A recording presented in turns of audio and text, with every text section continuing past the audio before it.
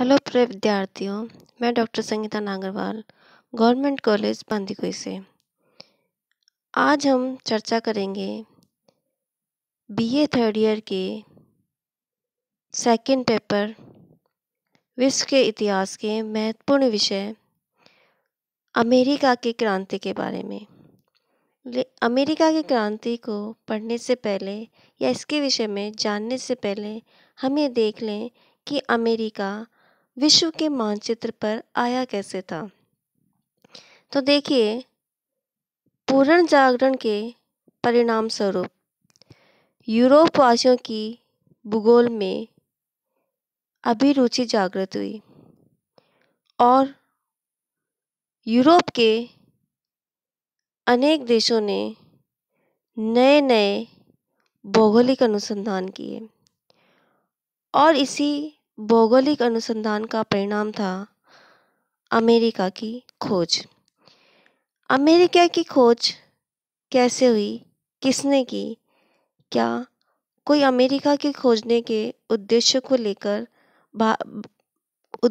लेकर निकला था या अनायास ही किसी ने अमेरिका की खोज कर दी थी। वही अमेरिका जो आज एक विश्व शक्ति के रूप में हमारे सामने है। तो देखिए, 13वीं सदी के अंत में मंगोल नेता कुबलई खां ने चीन में एक विशाल साम्राज्य स्थापित कर रखा था और उसी के शासनकाल में यूरोपवासी चीन के संपर्क में आए। सबसे पहले पोप ने अपने धर्मदूतों को चीन भेजा। उसके बाद वेनिस के कुछ साहसिक व्यापारियों ने चीन से व्यापार करने का निश्चय किया था। 13वीं सदी में वेनिस के मार्को पोलो ने इसी उद्देश्य से चीन की यात्रा की। कुबलई खां के दरबार में उसे पर्याप्त सम्मान मिला और वह कई साल चीनी शासक के महल में रहा। वेनिस लौटने पर उसने अपने एक मित्र की सहायता से अपने यात्रा वृत्तांत को प्रकाशित करवाया, जिसमें पूर्वी देशों के महान वैभव का विस्तृत विवरण दिया था। पूर्वी देशों में मिलने वाले कपास, चीनी, मसालों, सोना और रत्न आदि के विवरण ने यूरोप वासियों को आकर्षित किया और वे पूर्वी देशों के साथ सीधा संपर्क स्थापित करने की सोचने लगे। मार्को पोलो ने चीन के दक्षिण पूर्व में स्थित अनेक द्वीपों का विवरण दिया और यह भी लिखा कि चीन का समुद्र अलग न होकर विशाल महासागर से जुड़ा हुआ है। उसने जापान, पूर्वी द्वीप समूह, श्रीलंका, भारत, लाल सागर और पूर्वी अफ्रीका के बारे में लिखा। उसके विवरण ने भावी नागरिकों को अत्यधिक प्रेरणा प्रदान की। पूर्वी देशों के लिए समुद्री मार्ग खोजने में स्पेन के लोगों ने काफी रुचि ली। मार्को पोलो के यात्रा वृत्तांतों तथा भूगोलवेत्ता टोस्केनेली के लेखों ने इन्हें भारत का जलमार्ग खोजने की प्रेरणा दी। क्रिस्टोफर कोलंबस भारत का जलमार्ग खोजने के लिए स्पेन से निकला।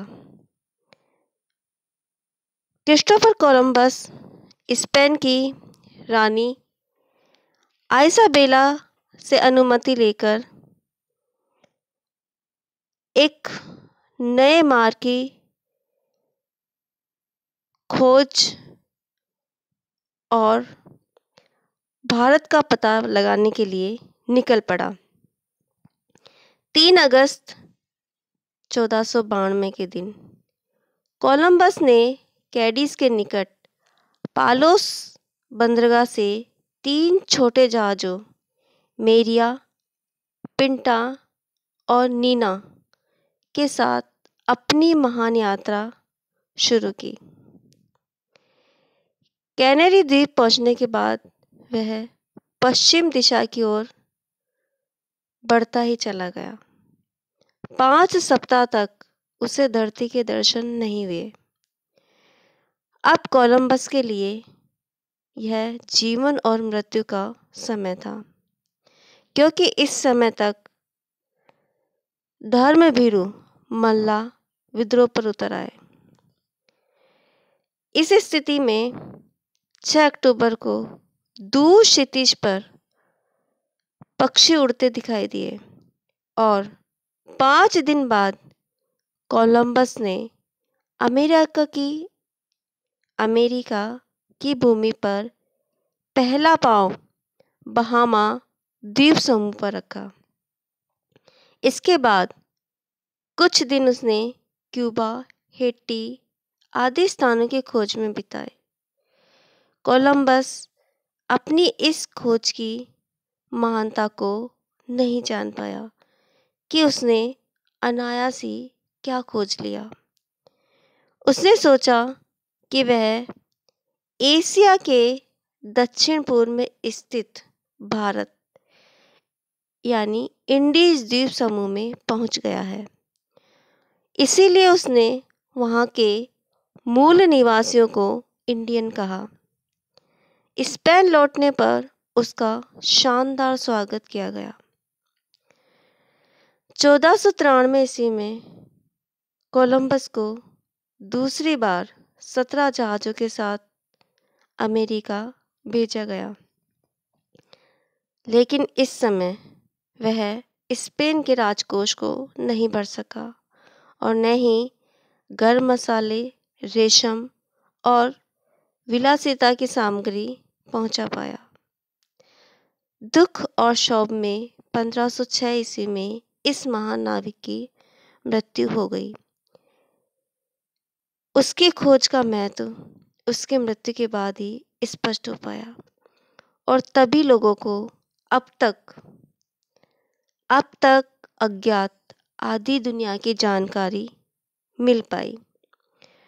उसकी खोज के कारण उत्तरी और दक्षिणी अमेरिका की विशाल नई दुनिया की अन्वेषण और उपनिवेशीकरण का मार्ग प्रशस्त हो पाया। कोलंबस की साहसिक यात्रा से अन्य लोगों को भी प्रेरणा मिली और वे नई दुनिया के अन्वेषण में लग गए। अमेरिगो वेस्पुची नामक इटालियन ने कोलंबस के काम को आगे बढ़ाया और उसने यह सिद्ध किया कि नई दुनिया एशिया का भाग न होकर एक अलग दुनिया है। इस पर विद्वानों ने इस नई दुनिया का नाम अमेरिगो के नाम से अमेरिका रख दिया। इसके आगे देखिए, स्पेन ने इस नई दुनिया में पेरू और मैक्सिको पर अपना अधिकार कर लिया। आज जिसे हम संयुक्त राज्य अमेरिका कहते हैं, उसकी पहली स्थायी बस्ती 1556 ईस्वी में सेंट ऑगस्टाइन ने बसाई और उसका नाम फ्लोरिडा रखा। स्पेन के बाद इंग्लैंड, फ्रांस, हॉलैंड, स्वीडन और पुर्तगाल भी नए संसार में अधिक रुचि लेने लगे। इटली निवासी जॉन कैबेट ने इंग्लैंड की तरफ से लैब्राडोर और न्यूफाउंडलैंड की खोज की। उसकी इस यात्रा से इंग्लैंड को उत्तरी अमेरिका के महाद्वीप पर अपना अधिकार जमाने का आधार मिल गया। 1524 ईस्वी में वेराजानो फ्रांस का झंडा लेकर उत्तरी तट पर जा पहुंचा और कैरोलाइना से न्यूफाउंडलैंड तक गया। एक अन्य फ्रांसीसी जैक कार्टी ने लॉरेंस नदी के रास्ते कनाडा में स्थित मॉन्ट्रियल तक के प्रदेश ढूंढे। अमेरिका से आने वाले धन धान्य से स्पेन काफी समृद्ध हो गया था। स्पेन की समृद्धि से इंग्लैंड काफी परेशान हुआ। अब इंग्लैंड ने स्पेन का स्थान लेने के लिए अपने लोगों को भेजा। परिणाम स्वरूप स्पेन और इंग्लैंड में नई दुनिया पर अधिकार करने के लिए जलयुद्ध छिड़ गया। इसमें इंग्लैंड विजयी रहा।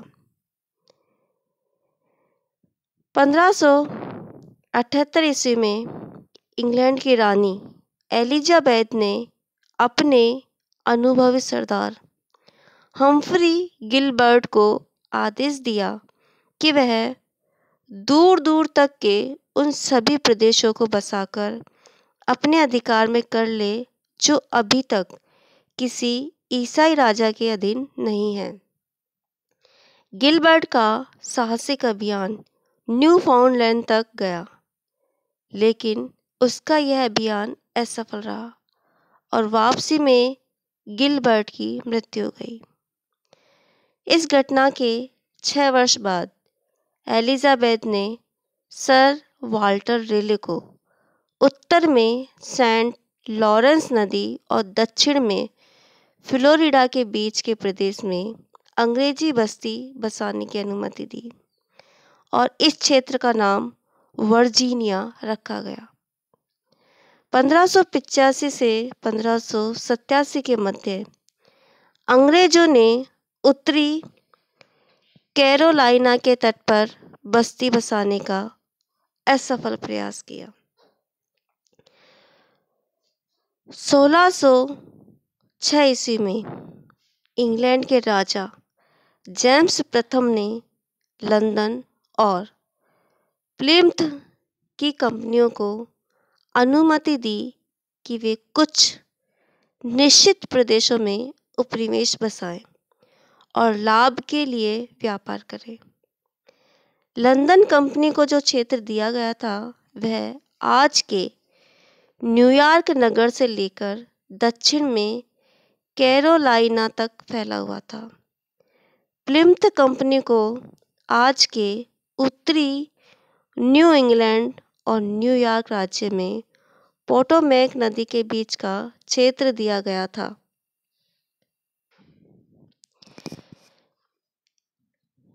1607 में कप्तान क्रिस्टोफर न्यूपोर्ट के नेतृत्व में 120 अंग्रेजों ने वर्जीनिया क्षेत्र के जेम्स नदी के किनारे जेम्स टाउन नामक बस्ती की स्थापना की। यह संयुक्त राज्य अमेरिका में अंग्रेजों की पहली स्थायी बस्ती थी जो कि लंदन की कंपनी के द्वारा स्थापित की गई थी। इस पहली बस्ती के लोगों को काफ़ी कठिनाइयों का सामना करना पड़ा और कुछ ही दिनों में उनमें से 3/4 लोग मर भी गए, परंतु तंबाकू की व्यापारिक संभावनाओं ने शेष लोगों को जमे रहने की प्रेरणा दी। जेम्स टाउन की स्थापना के बाद अंग्रेजों ने धीरे धीरे अन्य बस्तियां कायम की। 1620 ईस्वी में न्यू इंग्लैंड की काउंसिल को बस्ती बसाने का आज्ञापत्र मिला। 1629 ईस्वी में मैसाचुसेट्स कंपनी को आज्ञापत्र मिला।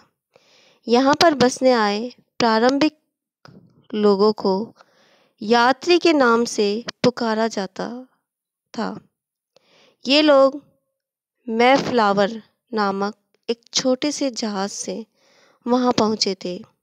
ये सभी लोग प्यूरिटन थे और स्वतंत्रतापूर्वक जीवन बिताने के लिए नए संसार में गए थे। 1632 में लॉर्ड वाल्टीमोर को उपनिवेश बसाने का आज्ञा पत्र मिला और उसने मैरीलैंड की बस्ती बसाई। 1633 में कैरोलिना उपनिवेश बसाया गया और 1621 में विलियम पेन ने पेंसिल्वेनिया बस्ती की नींव रखी और इस प्रकार उपनिवेशों की संख्या में वृद्धि होती गई और कुल मिलाकर संयुक्त राज्य में 13 उपनिवेश सामने आए,